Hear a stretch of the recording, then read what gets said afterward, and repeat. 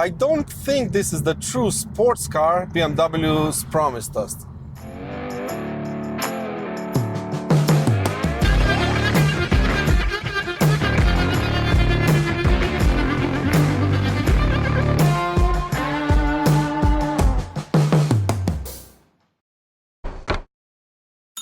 What's up everyone, welcome back to the channel and welcome to the third generation BMW Z4. Today I'm driving the S-Drive 30i variant, and before I tell you how this car drives, let's pull over and have a quick look around it.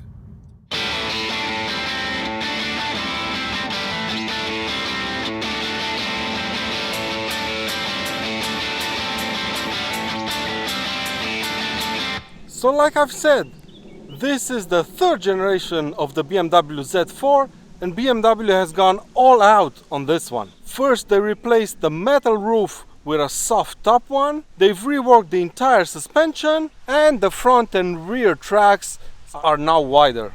There are three engines to choose from, two variants of this 2-liter petrol engine that this car has, and a 3-liter inline 6-cylinder unit reserved for the M Performance model. There's no manual option as of yet, and the only available transmission is the ZF 8-speed automatic.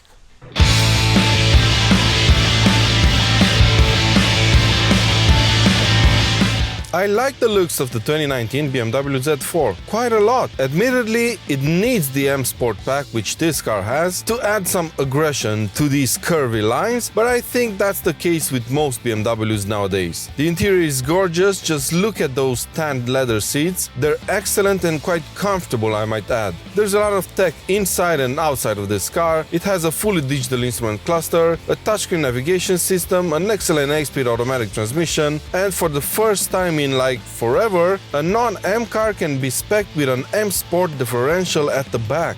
Driving this Z4 feels like driving a BMW without a roof. But that's not a bad thing because BMWs are very good cars.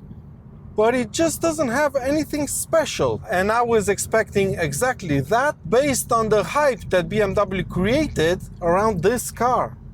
But let's take it step by step and start up front with the engine.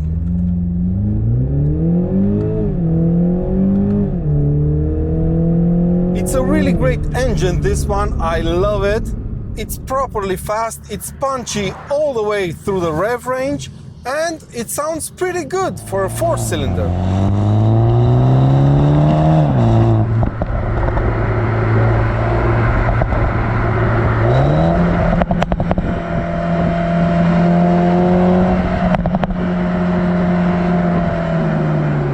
100 kilometers per hour from standstill is dealt with in 5.4 seconds, and the top speed is limited to 250 kilometers per hour. Throttle response is pretty good. The engine has quite a lot of mid-range punch, but even at lower RPMs, the engine is surprisingly responsive for a turbo unit.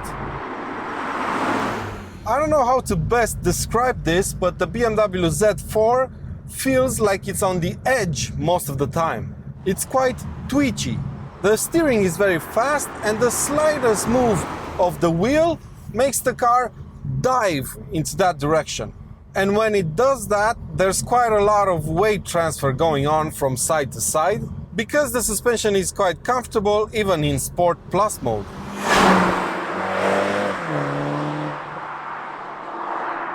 And even though there's quite a lot of weight transfer going on when cornering, there's surprisingly little understeer. Steering weight is very well judged, although sometimes it feels a bit artificial and there's literally no feedback coming from the road.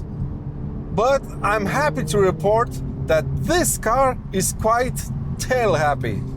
I like that. Good job, BMW. So what's my conclusion regarding the new BMW Z4? Well, it's gonna surprise you. I don't think this is the true sports car BMW's promised us. It's a very good looking roadster, a quite comfortable one I might add, with a great interior. But if you're looking for the ultimate driver's roadster, this is not the one. And that's why my suggestion is, if you really want to buy a BMW Z4, just go for the S-Drive 20i. This is more of a long-distance cruiser than a proper full-on sports car. And the 20i variant is very good at that. It's got sufficient power to move this thing along, and you get a lot of car for the money. But that's been it for today's video, my friends. I hope you've enjoyed it. Please give it a thumbs up if you have, and make sure you're subscribed so you don't miss out when the Z4 versus And make sure you're subscribed so you don't miss my head-to-head between the Z4 and the Boxster T. Thank you to my friends at Bavaria Stockholm for lending me the Z4 for the weekend. Thank you guys for watching, and until next time, take good care of yourselves, and I'll see you around.